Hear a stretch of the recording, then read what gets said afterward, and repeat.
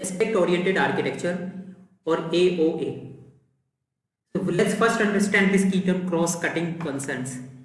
A cross-cutting concern refers to a behavior or functionality in a software application that affects multiple parts of the application, but is not confined to a single module or layer. These concerns typically cut across various components and are not neatly encapsulated within a specific functionality. Let's see with example. So for example, logging, right? Whenever we build a functionality, we record various events, right, through logging. So that is logging.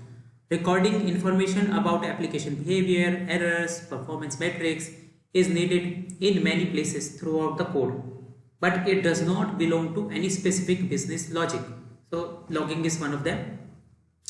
Security, authentication and authorization processes need to be enforced across various components of an application, but they are not tied to any single functionality.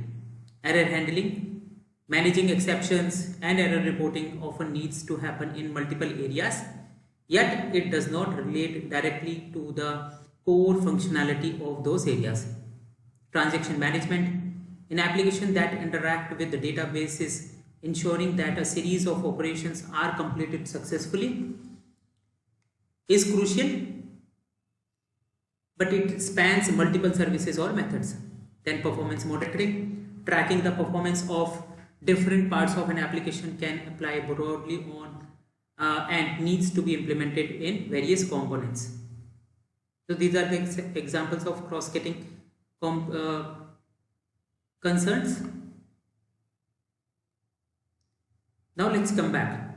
Aspect-oriented architecture is a programming paradigm that aims to increase modularity by allowing the separation of cross-cutting concerns. We want to keep them aside. Concerns that affect multiple parts of systems such as logging, security, error handling from the main business logic. So we want to concentrate on the main business logic. This architecture promotes the use of aspects to encapsulate these concerns. Let's see the key characteristics of AOA. Separation of concerns. AOA enables developers to separate cross-cutting concerns from the main application logic, allowing for cleaner and more maintainable code. Then we have aspects. Aspects are modules that define behavior that can be applied at certain points in the program, such as method call, object instantiations, etc. And then we have join points. These are specific points in the execution of the program where an aspect's behavior can be applied, such as before, after, around method execution. Then we have advice. Advice refers to the code that is executed at a join point. Join point we just understood, right? The before, after, around. These are different types of there are different types of advice, including before, after and around advice, each specifying when the aspect code should run. And then we have point cuts. Point cuts define the conditions under which advice should be executed, allowing developers to specify which join points to target. Let's see the benefits of this architecture. One is the improved modularity by encapsulating cross-cutting concerns. AOA promotes cleaner code and improved separation of responsibilities. Reusability. Aspects can be reused across different parts of the application or even across multiple applications, enhancing code reuse. Easier maintenance.